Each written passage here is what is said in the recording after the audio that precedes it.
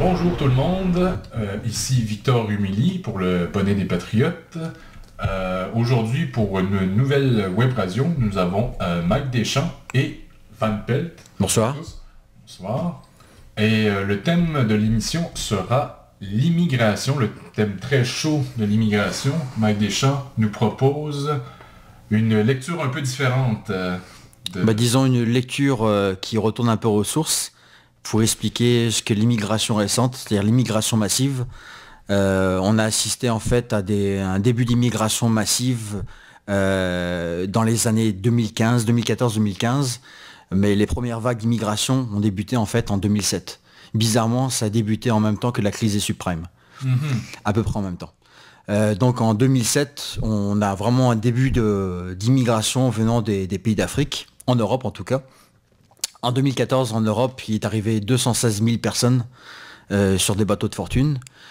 Et là, on part vraiment dans les gros scores, c'est-à-dire qu'en 2015, on se ramasse avec 1 million de réfugiés. Donc entre 2014 et 2015, il y a vraiment une énorme différence qui a par la suite baissé pas mal en 2016, où on était rendu à 362 000 réfugiés. Donc pour comprendre comment c'est arrivé, il faut tenir compte de plusieurs choses, entre autres de la guerre en Libye et de la guerre en Syrie, qui a débuté en 2011. Alors il y a aussi une chose qui est vraiment intéressante et que très peu de médias ont relevé, en tout cas pour la France et l'Allemagne, c'est que à l'époque, les ministères avaient demandé des rapports, c'est-à-dire qu'on voulait faire un lien entre immigration et économie et trouver des solutions pour pallier à une économie, disons, un peu faible. Donc, d'un côté, on a Macron, le joyeux Macron qu'on a aujourd'hui. J'aurais une question, Mike. Je voudrais savoir, quand on parle de régler des problèmes économiques, c'est-à-dire que parfois on peut entendre c'est-à-dire que les gens confondent, comment dire, le taux de chômage, qui est sensiblement bas, et le besoin de main-d'œuvre, de cheap labor, autrement dit. Donc, est-ce que l'immigration résout le problème du cheap labor ou résout un problème de manque de main-d'œuvre? En fait, l'immigration a probablement plusieurs buts. Tout le monde voit ça vraiment comme un envahissement et se dit, bon voilà, on me remplace et je dois laisser de la place aux nouveaux arrivants. Ce qui n'est pas tout à fait faux. Même si on sait que Camus avait parlé de grand remplacement, il y a quand même un terme qui existe, j'allais en parler, mais je vais en parler un peu plus tôt finalement. Vous avez dit Camus. Non, à ne pas confondre. Vraiment pas. Il y avait un rapport qui avait été publié par l'ONU en 2000 qui parlait vraiment de migration de remplacement. Ouais. Et là, on a invoqué finalement une immigration qui serait là pour remplacer des gens dans le cadre du vieillissement de la population. C'est-à-dire qu'on estimait que les Occidentaux, en particulier les Européens, ne faisaient plus assez d'enfants et qu'il fallait donc pallier à ce manque. Donc il y a en fait plusieurs buts à l'immigration, ça c'est un des buts. On pourrait aussi tenir compte de l'aspect, disons, un peu ésotérique et théologique qui force au métissage des populations. Donc ça, il faut en tenir en compte. Et puis surtout, ce qu'il faut penser, c'est que c'est aussi là parce qu'effectivement, il y a une main-d'œuvre qui coûte trop cher en Occident. Il y a une main-d'œuvre qui grogne un peu trop, même si elle a tendance à grogner de moins en moins finalement. Mais elle grogne un peu trop, donc on va aller chercher des gens qui n'ont pas la capacité de faire grève, qui n'ont pas la capacité de revendiquer quoi que ce soit. C'est Francis Cousin qui explique ça très très bien d'ailleurs. Et donc c'est une manœuvre maniable, servile et pas chère qui va finalement déferler sur toutes les côtes européennes et nord-américaines. Donc ça répond à ta question? Oui. À long terme, est-ce que tu crois que l'immigration va être remplacée par une autre vague d'immigration ou par, disons, la technologie? ultimement. Je crois que je crois que le long terme, c'est vraiment la technologie. On va vers le transhumanisme en fait. Ouais. C'est l'immigration n'est pas une fin en soi, c'est vraiment il y a au bout de la clé vraiment le transhumanisme qui doit arriver. Donc pour revenir un peu sur les rapports que la France et l'Allemagne avaient demandé à des consultants de faire pour voir un peu comment on pourrait résoudre certains problèmes économiques. Donc il y avait Macron, notre Macron national français, et de l'autre côté en Allemagne il y avait Gabriel Sigmar. Et chacun ont invité deux personnalités à venir faire un rapport. Donc du côté français, il y avait Jean Pisani-Ferry, qui est en fait l'arrière-petit-neveu du franc-maçon Jules Ferry, qu'on connaît en France, qui d'ailleurs au passage qui croyait en la race supérieure, hein, ça c'est quelque chose qu'on sait. Et puis de l'autre côté, pour l'Allemagne, il y avait Monsieur Anderlin qui était là pour donner des recommandations à Monsieur Sigmar. Donc ce qui est intéressant de noter, ce qui est vraiment intéressant, c'est qu'effectivement, entre 2014 et 2015, il y a environ 800 000 réfugiés de différence. Et une des raisons qui pousse peut-être à aller chercher plus de migrants, c'est le fait que le rapport allemand indique qu'il faut faire entrer 300 000 immigrants par année en Allemagne pour pallier à la situation. Bon, en France, on n'a pas parlé trop de ça, on a parlé plutôt de flexibilité au niveau du travail, on a parlé de plusieurs choses, entre autres réduire les dépenses, les choses comme ça. Mais en Allemagne, c'était vraiment incroyable, puisqu'on a vu ça. Et en novembre 2014, le rapport est arrivé, on dit 300 000 migrants, et bingo, en 2015, ils se ramassent avec 1 million de migrants. Donc ça, c'est vraiment étonnant. Et donc voilà, donc on sait que évidemment tout ça fait partie d'un petit réseau, c'est une petite élite. Les personnes qui ont été mandatées justement pour faire ces rapports font partie finalement de plusieurs clubs d'élite. On peut parler par exemple de l'Institut Max Planck pour Monsieur Anderlin. Il était membre aussi du Lions Club. Donc Lions Club, c'est la cour de récréation pour la franc-maçonnerie. Donc le club Rotary aussi. Ouais, voilà, exactement. Et puis bon, un auteur célèbre d'ailleurs qui a dit Hunter Thompson, qui disait que les États-Unis étaient une république rotarienne. Voilà. Oui, c'est vrai. C'est vrai. C'est pas rien. Donc effectivement, on est vraiment face à un petit club d'élite.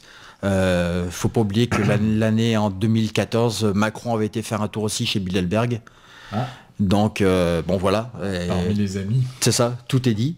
Donc c'est un peu ça qui est arrivé par la suite. Ensuite, ce qu'on peut dire par rapport à tout ça, c'est que par la suite, même si en 2016 le nombre de migrants semblait avoir légèrement baissé, ça a quand même repris de plus belle par la suite dans les années récentes, jusqu'à finalement que certains pays, dont l'Italie actuelle, est en train de changer un peu ses positions politiques face à l'immigration. On se renvoie un peu les migrants comme une balle de ping-pong, c'est-à-dire que plus personne ne veut les prendre sous son aile. Et donc forcément il y a une réponse qui se fait, une réponse de la diplomatie européenne qui se fait par rapport à ça. Et on s'est à se demander si on nomme pas des gens finalement pour parler de tout ça. On pourra parler par exemple du commissionnaire européen, je prononcerai peut-être mal son nom, un grec, Dimitris Avramopoulos, qui lui,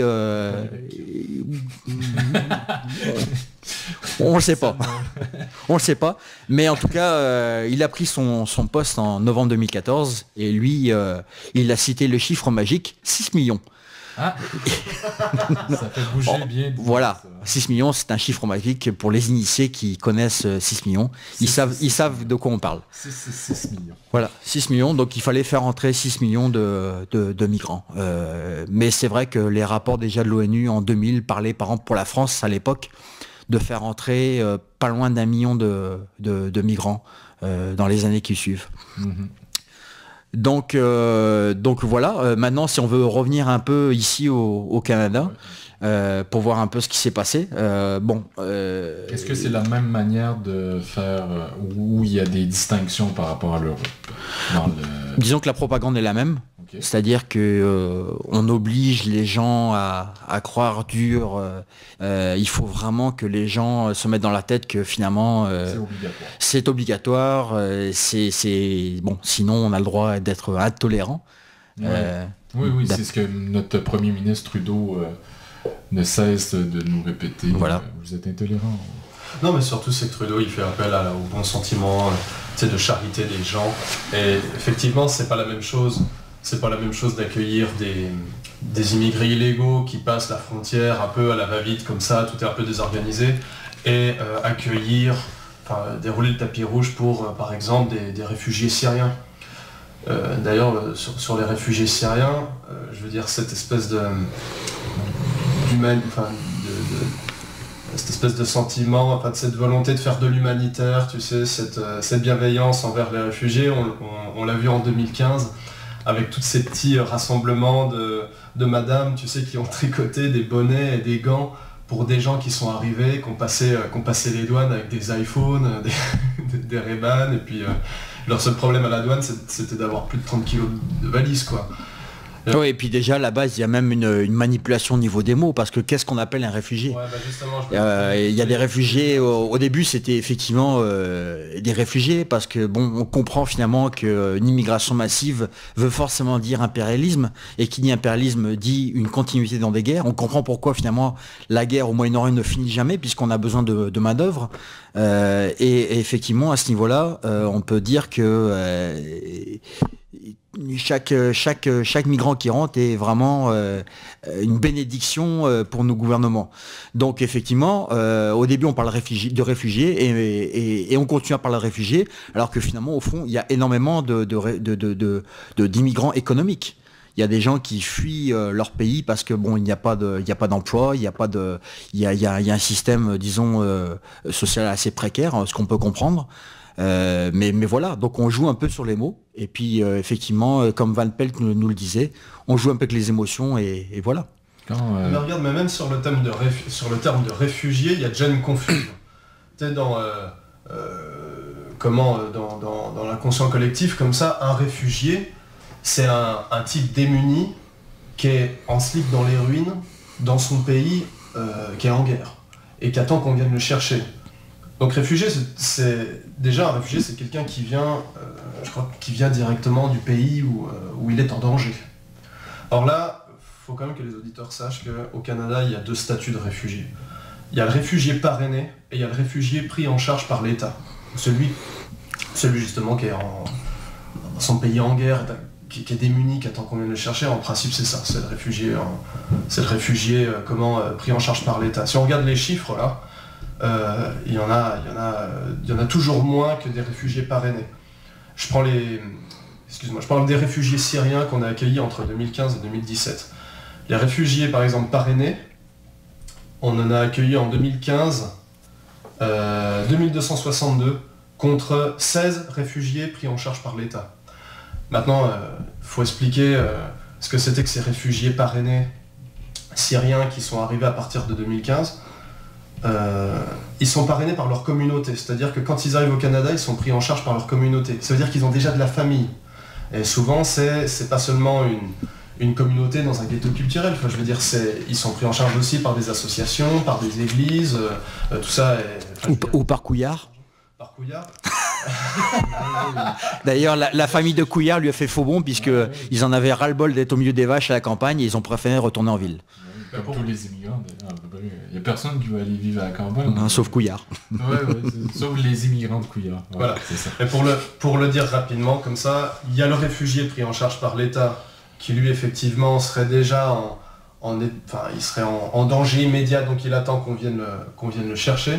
Et il y a le réfugié parrainé, qui lui a fait une demande pour être réfugié parrainé au Canada. Et cette demande, je le sais, elle prend plusieurs années. Elle prend 2 à 3 ans pour aboutir. Et si vous regardez, par exemple, si vous retombez sur des coupures de presse ou sur des reportages de Radio-Canada et que vous regardez les patronymes de ces réfugiés parrainés qui arrivent à Montréal, c'est presque tous des Arméniens.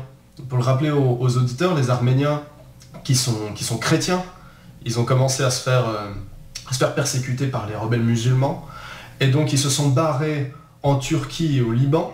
Ils sont allés se réfugier au Liban, la vaste majorité venait du Liban d'ailleurs, où ils sont arrivés là-bas, on les a accueillis au Liban dans des camps de réfugiés, et là ils y sont restés. À un moment, parfois ils avaient déjà de la famille là-bas, ils avaient vendu leurs actifs en Syrie, et ils sont arrivés avec un peu d'argent au Liban. Là ils ont pris le temps de faire leur demande pour être réfugiés parrainés, et ensuite ils sont arrivés en 2015, à partir de 2015, au Canada. Et là on a vu débarquer des avions, des gens effectivement qui avaient, des gens qui étaient issus de la classe moyenne, classe moyenne bourgeoise, et ils avaient, que je te dis, des iPhones, énormément de bagages. Ça n'a rien à voir avec un réfugié de guerre tel qu'on se l'imagine, ou en tout cas tel qu'on nous l'a montré dans les publicités du métro à Montréal, là, je sais pas, c'est l'UNESCO qui avait fait ça, avec le gamin qui a de la suie sur le visage. C'est des Syriens comme ça à Montréal, ou en tout cas ils sont arrivés plus tard. De sorte qu'il y en a certains qui veulent retourner immédiatement dans leur pays. Ils se sentaient mieux traités en Syrie que quand ils ont vu l'hiver, ils se sont dit non, la Syrie c'est mieux. Oui, il y a eu aussi le cas en Europe où il y avait beaucoup d'Irakiens qui venaient et puis finalement on leur donnait un petit chèque pour débuter, et finalement le chèque a servi pour acheter un billet d'avion et de repartir dans le sens inverse. Parce que l'utilité au final de l'immigrant qui vient de la classe moyenne de son pays, ici il devient presque toujours la classe ouvrière. Ils sont systématiquement déclassés. C'est-à-dire que le docteur chinois, l'architecte libanais ou le juge marocain, et là c'est pas des exemples que je prends au hasard, c'est des cas réels, c'est des gens que j'ai croisés, une fois arrivés au Canada, il faut qu'ils obtiennent des équivalences de diplômes, il n'y en a pas, pour la médecine il n'y en a pas, pour le juge non plus, enfin bref, ils sont systématiquement décalés, on les retrouve dans des dépanneurs, dans des taxis, à faire la caisse, ils doivent reprendre des études, c'est long, c'est laborieux, il faut qu'ils remplissent le réfrigérateur, bref, ils finissent par remplir de toute façon le secteur on va dire du service et communication ici, et puis ça arrange bien tout le monde, à prix cassé évidemment. Évidemment, c'est le but de l'opération. Et par rapport à la déclaration récente de notre cher Maxime Bernier national, qui justement décriait la position de Justin Trudeau sur le multiculturalisme, mais qui d'autre part disait je ne suis pas contre l'immigration économique. C'est ça, ouais. De toute façon, on en parle dans les médias qu'en termes d'économique. C'est-à-dire qu'on ne parlera, c'est bien sûr, on ne parlera jamais d'un immigrant pour la richesse culturelle qu'il va nous apporter, ou alors pour la bouffe peut-être. Certaines vont se réjouir d'avoir des restaurants syriens, mais sinon c'est vraiment en termes d'économique. Et puis de quoi de plus normal que de vivre dans une démocratie mercantile qui ne favorise de toute façon que l'argent. Je veux dire, l'acceptation de l'autre et la richesse de la diversité culturelle, ça c'est vraiment le vernis idéologique du capital pour tirer le maximum de profit sur ces immigrés. Parce que de toute façon, je vous remarquerai qu'on met en avant que les aspects les plus superficiels et folkloriques de leur culture. Je veux dire, le Chicanos, quand il arrive au Québec, là, il nous fait rigoler parce que il fait il danse la salsa parce qu'il nous fait des tacos. Parce qu'il nous fait des tacos. Je m'excuse.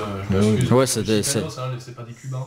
Je veux dire, non mais imagine un Mexicain qui arrive, qui vient d'une culture extrêmement riche, extrêmement fière. Ils sont très fiers ces gens-là. Ils arrivent, il amuse la galerie parce que il fait des tacos, parce que il porte un sombrero où il danse des danses latines. Mais par contre, on méprise complètement les aspects les plus profonds de sa culture. C'est-à-dire, on veut pas de sa vision de la famille, on veut pas sa vision de la nation, on veut pas de son catholicisme. Tout à fait. En fait, chaque culture devient une espèce de folklore. Il faudrait déjà que le Québécois accepte sa propre culture, c'est ça le problème généralement. Et donc pour revenir un peu au Québec, justement, comme on est un peu réfractaire et à cette idée d'intégrer tout le monde, Du coup, on fait appel à des organismes. Alors ici, on a eu l'organisme Carrefour des ressources en interculturel, qui a été dirigé par Madame Véronica Islas, qui nous disait tout simplement, si vous êtes contre, on va vous envoyer des agents qui iront se mêler de vos conversations et on ira vous faire la morale et vous dire non, c'est pas comme ça que ça se passe. Donc voilà, c'est voilà où on en est rendu. On sait plus, enfin ils ne savent plus comment faire pour finalement nous bourrer le crâne avec ça. Pour revenir à ce que disait Van Pelt tout à l'heure, on parlait des Syriens qui arrivaient. On a mis il n'y a pas très longtemps sur le bonnet une petite vidéo justement sur le chemin à Roxane. Et on voyait bien justement que ces gens débarquaient aux États-Unis, dans les grandes villes, prennent l'avion, un autobus par la suite, et se rendent en taxi, et puis ils finissent leur course à pied. Alors ce qu'il faut tenir compte aussi, voilà, et ce qu'il faut aussi tenir compte, c'est cet accord qui est entre les États-Unis et le Canada, et la raison justement pour laquelle ils sont immigrants illégaux, c'est parce que justement il n'est pas prévu d'avoir des réfugiés venant des États-Unis. Il est prévu d'avoir des réfugiés venant d'autres pays, mais pas des États-Unis. Donc ça pose des problèmes. Et puis les gens arrivent sur place, ne comprennent pas ni l'anglais ni le français. Le policier ou la personne de la GRC lui dit attention, vous allez être en état d'arrestation. Il passe quand même. Et puis voilà. Donc il faut aussi savoir une chose. Il y a quand même aussi beaucoup de gens qui sont rejetés. Il y a énormément de cas finalement qui ne passent pas disons les critères et bon qui sont rejetés. Mais malgré tout. Justine nous préconise une chose. Là, on parlait. Mais pour ceux qui verraient en voter le contraire de Justine, qui est les deux pièces, les deux faces d'une même pièce, en fin de compte. Dire que pour ceux qui voient en le Parti conservateur ou autre parti qui voudrait remplacer Justine une solution, on parlait d'immigration économique tout à l'heure. Le piège de dire, d'accepter ce terme-là, juste l'accepter, de dire voilà, c'est bien l'immigration économique, c'est toujours bien de préciser que l'immigration économique ne fait pas foi de tout. C'est-à-dire que une personne, pour vivre, il faut que ça sache parler la langue commune. Fait pas juste travailler. D'autant plus que tu as tout à fait raison, et d'autant plus que avec un Justin Trudeau qui dit à la planète entière, écoutez, si vous n'êtes pas bien aux États-Unis, venez chez nous, la porte est grande ouverte. Les gens vont venir et en fait vont se sentir plutôt que comme des réfugiés, ils vont se sentir comme des hôtes dans un hôtel. Ce que je voulais dire, c'est que le piège de l'immigrant économique, c'est que oui, par exemple, Maxime Bernier va dénoncer le multiculturalisme, mais le fait de faire venir des immigrants économiques de l'autre côté, l'immigrant, il n'est pas plus con qu'un autre. Qu'est-ce qu'il va faire? Il va essayer de développer sa communauté parce qu'il n'est pas capable de s'assimiler à la culture locale. D'autant plus qu'ici, au Québec... Jouer le jeu du multiculturalisme de Trudeau, c'est ça le... Bien sûr, puis d'autant plus qu'au Québec, de toute façon, même si on est dans un pays francophone, le modèle d'immigration ici au Québec est un modèle anglo-saxon qui prévoit finalement le communautarisme et la ghettoisation des communautés. Donc ça donne ce qu'on voit par exemple à Toronto, en bordure de Toronto, il y a un village exclusivement de musulmans qui s'appelle Peace Village. Donc ça peut se passer n'importe où ailleurs. Finalement, on demande quoi aux immigrants? On leur demande de travailler, on demande de payer leurs taxes et de contribuer finalement à la société en payant des impôts. Pour le reste... On leur demande pas spécialement de s'intégrer. Non, pas forcément. La preuve, c'est qu'ici à Montréal, par exemple, on a des Chinois qui viennent dans le quartier chinois. Ils viennent et ils ne parlent ni l'anglais ni le français. Voilà. Mais le mauvais immigré, ça reste quand même le musulman qui vient... Ah, bien sûr. Il faut le dire, il faut le rappeler, le plus souvent des pays du Maghreb, qui lui est quasiment... qui est intégré culturellement. Je veux dire, il parle français, lui. Donc souvent, c'est des gens qui ont déjà fait des études ou qui viennent pour étudier et ensuite pour travailler. Mais il est un mauvais consommateur aussi. Oui, et puis il a une religion qui est un peu contre l'usure, donc il est pourvu d'une religion virile qui arrive et qui fait sa place dans le vide. Ouais, tout à fait. Et spirituel qui tout a à fait. été laissé par la Révolution tranquille. Ouais, c'est un des sujets d'ailleurs d'une prochaine émission.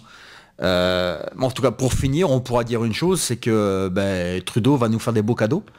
Les cadeaux qui sont à venir, c'est 310 000 migrants pour 2018. En 2018. L'année prochaine, on aura 330 000 migrants. Et pour 2020, on aura 340 000 migrants. Donc ça veut dire qu'en 3 ans, on va se ramasser avec 1 million de migrants. Et est-ce que Trudeau créera une loi comme en Allemagne? C'est-à-dire qu'en Allemagne, on avait fait un truc qui était absolument ahurissant. Ils ont créé une loi spéciale migrants qui permet à un migrant de travailler pour 1 euro de l'heure. Si c'est pas de l'exploitation, je ne sais pas ce que c'est. Donc est-ce qu'on aura ça ici? Ça, c'est possible. Moi, je pense que ça se fait déjà un peu. C'est-à-dire que dans les champs où on cultive, ça va être des Mexicains en général. Oui. Il n'y a plus un Québécois qui travaille là parce que... Oui, mais à la limite, ça, c'est des gens qui viennent mais qui repartent après. Oui, non, mais c'est ça. C'est-à-dire que tant que...